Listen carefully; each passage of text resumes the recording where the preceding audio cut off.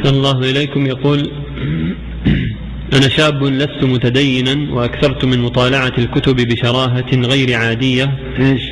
يقول: أنا شاب لست متدينا وأكثرت من مطالعة الكتب بشراهة غير عادية، يوم أن وقعت في حبائل شرذمة من المفكرين والأدباء الذين لا يطيقون اسم الإسلام، وتأثرت بأفكارهم يوم أن قلت لا يؤثر الفكر على العقل، ووجدت نفسي بين أحضان العلمنة والحداثية، ووضعت القلم فيما لا يحبه الله ولا يحبه أولياؤه الطيبون الطاهرون.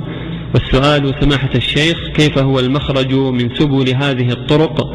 وكيف أبدأ بالانسلاخ من هذه الأفكار على الرغم من أنني أعاني من قلة المبلغ والناصح؟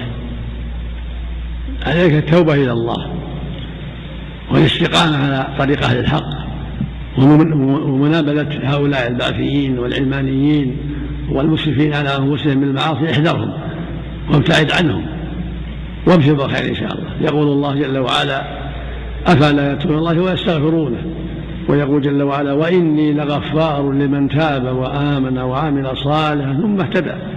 ويقول سبحانه: قل يا عبادي الذين أسرفوا على أنفسهم، يعني بالمعاصي، لا تقنطوا من رحمة الله إن الله يغفر الذنوب جميعا إنه هو الغفور. أجمع العلماء على أنها في التائبين، أجمع العلماء على أن هذه الآية في التائبين، فمن تاب تاب الله عليه.